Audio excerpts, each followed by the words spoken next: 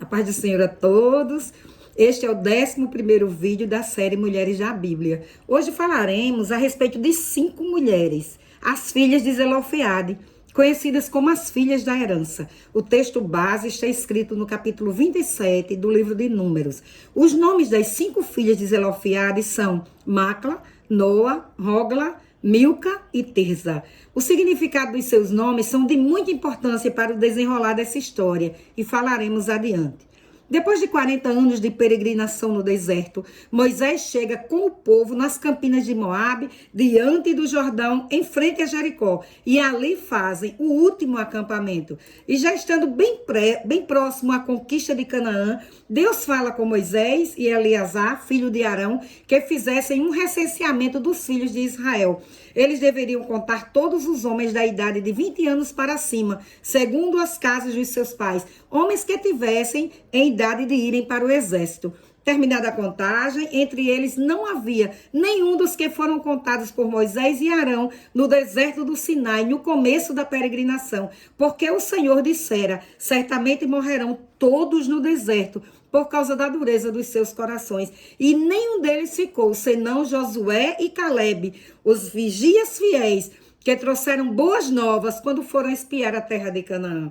E chegou o momento da divisão das terras. Como falou o Senhor a Moisés, depois do recenseamento, a terra seria repartida por herança, segundo o número dos homens, pelas suas casas, por suas tribos. E Zelofeade, o pai das 5 mulheres abordadas hoje, era um judeu da tribo de Manassés.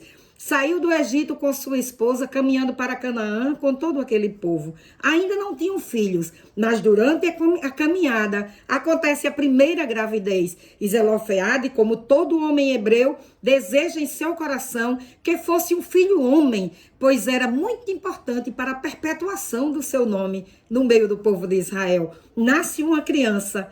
É uma menina, lhe disseram, mas ele não se decepciona, lhe chama de Macla, que significa confiança.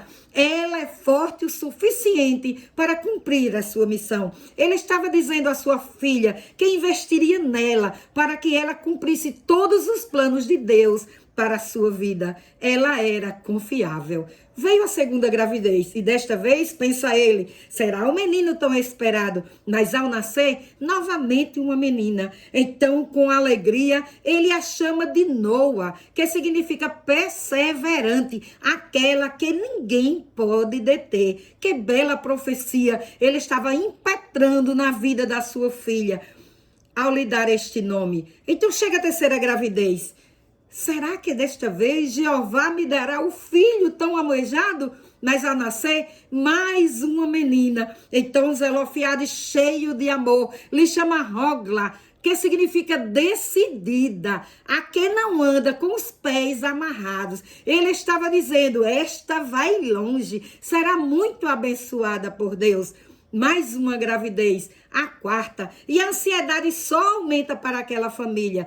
E novamente nasce uma menina, mas seu pai não a despreza, ao contrário, lhe dá um grande nome, Milca, que significa conselho, aquela que tem autoridade. Ele profetizava algo muito grande para o futuro da sua filha. E por fim, a última gravidez. Agora será um menino, pensa Zelofeade, enquanto esperava o nascimento daquela criança. Mas ao nascer, mais uma menina é colocada em seus braços. E ele a abençoa com o seu nome, Tirza, meu deleite, minha satisfação. Mesmo não tendo alcançado o favor do Senhor em ter tido um filho homem, ele não estava decepcionado com o seu Deus. Ao contrário, estava muito grato e desejava o melhor para suas 5 filhas.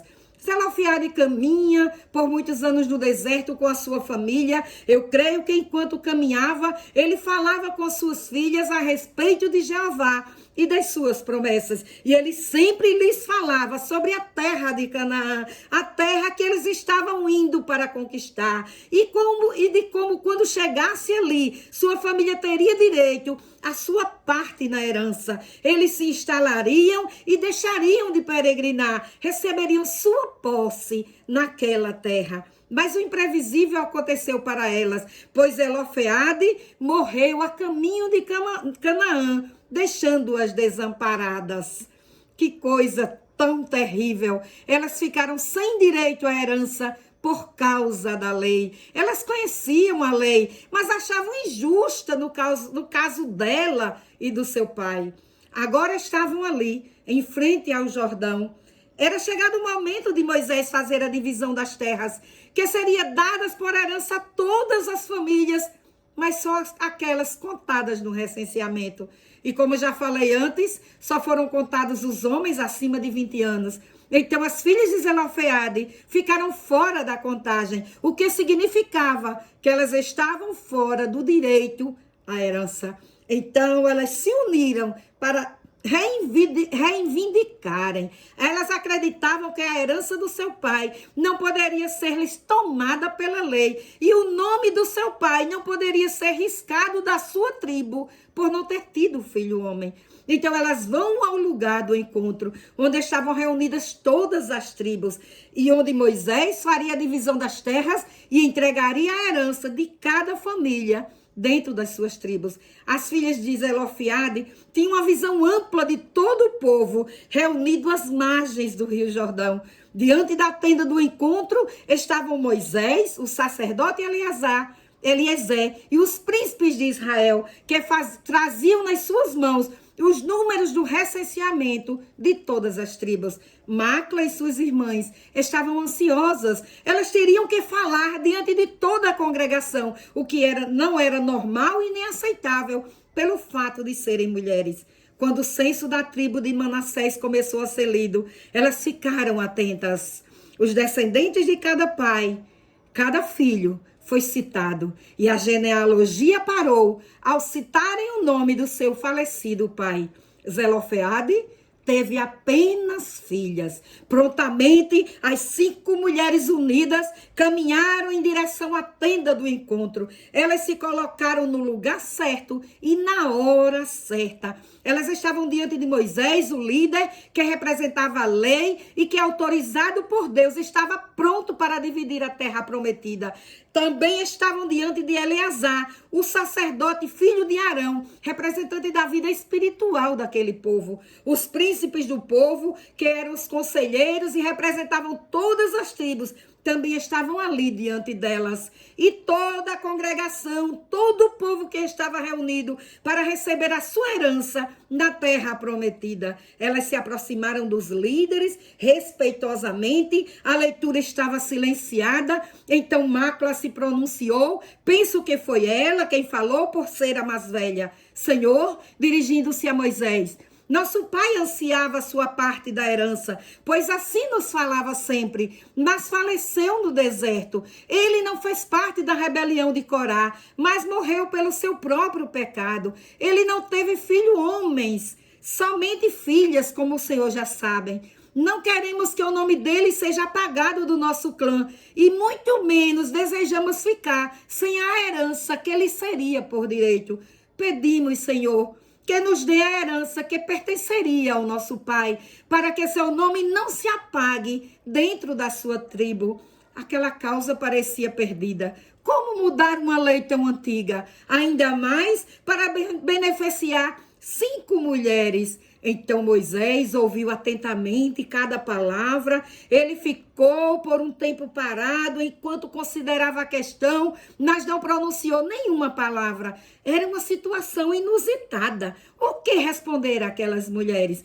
Ele suspirou brevemente, sinalizando que esperassem. Elas obedeceram prontamente. Moisés entrou na tenda do encontro e Deus desceu na coluna de nuvem para falar com ele. Quando Moisés retornou, trazia um sorriso de aprovação. Ele se dirigiu ao lugar onde as requerentes o aguardavam e falou: estas são as palavras de Deus para vocês. As filhas de Zelofeade têm razão, Moisés. Você deve dar a elas a posse da propriedade entre seus parentes e lhes passará a herança que o seu pai receberia. E Moisés, levantando as mãos, proclamou para todo o povo: Todo Israel, ouça as palavras do Senhor a respeito desse negócio. A partir de agora, quando um varão morrer e não tiver filho, então fareis passar a sua herança à sua filha. Deus mudou a lei para beneficiar aquelas 5 mulheres que se dispuseram a lutar por uma causa justa diante dele. Por causa da coragem delas, elas não só foram abençoadas, mas também abençoaram sua geração e as gerações futuras a partir daquele dia.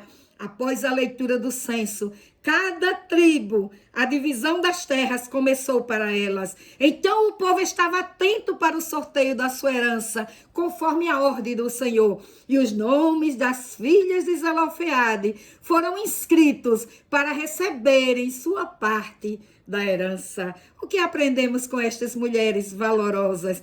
A primeira coisa é que Deus ama a união entre os irmãos. Elas foram juntas, unidas para pedir o que precisavam. A união é boa e agradável diante de Deus. Depois aprendemos até a ousadia. Elas ousaram pedir o que parecia impossível, mas aos seus olhos era legal. Por isso elas se dispuseram a lutar. Elas não queriam que o nome do seu pai fosse apagado da sua tribo. Elas tiveram um ato de amor tão grande pela memória do seu pai que foram atendidas. Elas também nos ensinam a ter prudência, a agir no tempo certo. Elas não esperaram Moisés dividir as terras para recorrerem. Elas se anteciparam aos fatos, se apresentaram no momento certo da divisão das terras e alcançaram uma resposta satisfatória. E por último, aprendemos a ter fé. Elas sabiam que o seu Deus era Deus de justiça e foram ao lugar certo para pedir, crendo, tendo fé, que seriam ouvidas e atendidas. Queridas mulheres, devemos andar de forma justas diante de Deus e do mundo. Deus nos chamou para este tempo. Ele conta conosco nesta hora tão difícil. Devemos produzir mudanças nessa sociedade tão conturbada em que vivemos. Nossas marcas devem produzir bênçãos para a nossa geração e para as futuras gerações. Que Deus nos abençoe, em nome de Jesus. Amém.